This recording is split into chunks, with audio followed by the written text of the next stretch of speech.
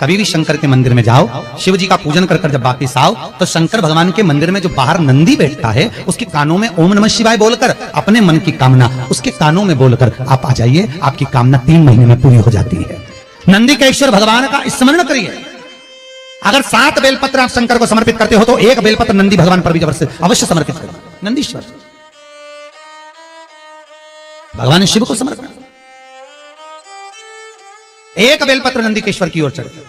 और बहुत ध्यान दीजिए महाराज, अगर कोई काम अटक रहा है, नहीं हो रहा, बहुत प्रयास करा, तो भगवान शंकर के मंदिर में 5 बेलपत्र चढ़ाइए। और शंकर भगवान की जो छोटी लड़की है अशोक सुंदरी, आपको बताया था ना अशोक सुंदरी का स्थान, भगवान शंकर की 6 लड़कियां हैं, उसमें से सबसे छोटी लड़की अशोक सुंदरी की जगह पर 1 बेलपत्र चढ़ाइए। फिर 1 बेलपत्र नंदीकेश्वर पर चढ़ाइए।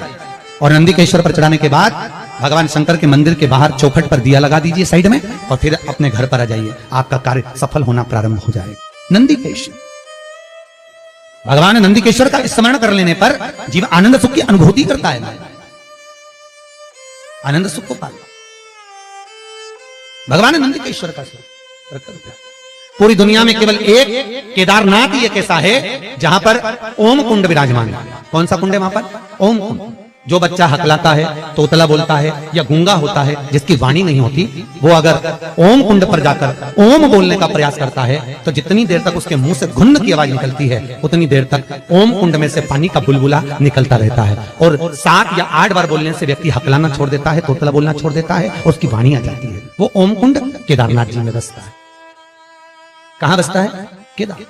केदारेश्वर। जब सीता जी विवाह कर आई, कौशल्या जी ने कहा, जानकी, ए जानकी, हमारे यहां की रीति है, घर में बहू पहली बार आती है तो मीठा भोजन बनाती है। जाओ, या तो खीर बनाओ, या मीठी भात बनाओ, या मीठी थुली बनाओ, कुछ भी करो, हलवा बनाओ, सीरा बनाओ, और मीठा बनाओ, बनाइए। जाओ जाओ जरा। सीता मैया गई और माता जानकी ने खीर बनाई। क्या बनाई माता जानकी ने? जम के बोलो जरा। खीर। और सीता जी ने खीर बनाई, कौशल्या, कैकेयी, सुमित्रा, दशरथ जी सबको दे दी। सब खाने के लिए बैठे। अब जैसे ही खीर खाने के लिए बैठते तुरंत एक तेज हवा का संचार हुआ।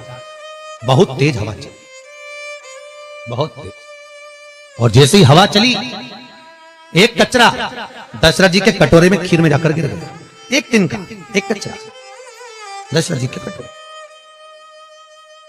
सीता जी खीर परोसकर इधर से निकल रही थी, उन्हें दशरथ जी के कटोरे में खीर में तिनका देखा, कचरा देखा। तो सीता जी को लगा, पहली बार तो मैं अपने ससुर को भोजन करा रही हूं, पहली बार तो मैं अपने ससुर को भोग लगा रही हूं। अगर ससुर के कटोरे में कचरा दिखेगा, तिनका दिखेगा, तो ससुर क्या कहेंगे? ये ससुर कहेंगे क्या कि मेरी बहू ने मुझे खाना दिया, भोजन दिया और उसमें भी कचरा दे दिया, और पहली बार तो मैं भोजन दे रही हूं, करूं क्या?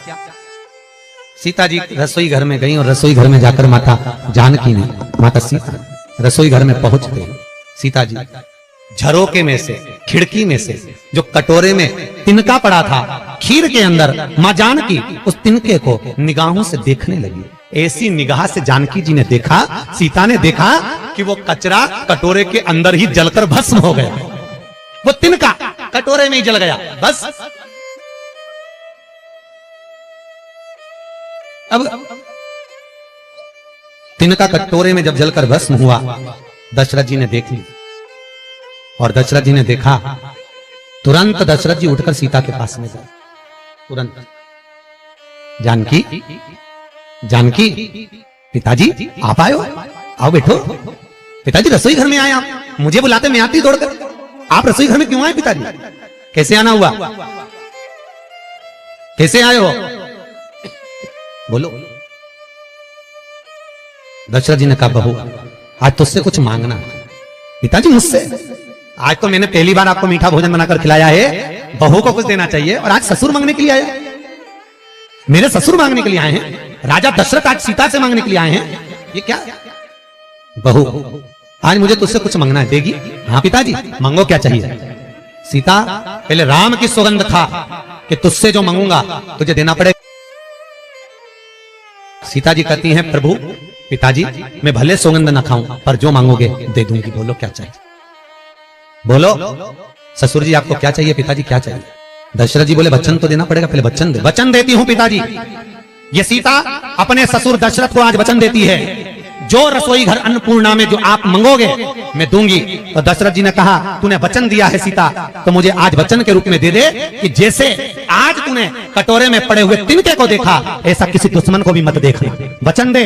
सीता जी कहती है मैं वचन देती हूं कि किसी दुश्मन को भी इस तिनके की तरह नहीं देखूंगी। और चरित्र उठाकर देखो, जब जब रावण आता था सीता एक तिनका उठाकर उस तिनके को देखती थी, रावण को नहीं। तिनके को इसलिए देखती थी कि सीता जी मन में सोचती थी वो तो ससुर को वचन दिया है कि तिनके को देखा, ऐसा किसी को मत देखना, इसलिए इसको देख लूं बहुत है। अगर घूर के देख रही बापड़ा तेरे को छोड़ने वाली नहीं, तिनके को देख, तेरे को तो मैं यूं ही निपटा दूं, 1 मिनट नहीं लगे।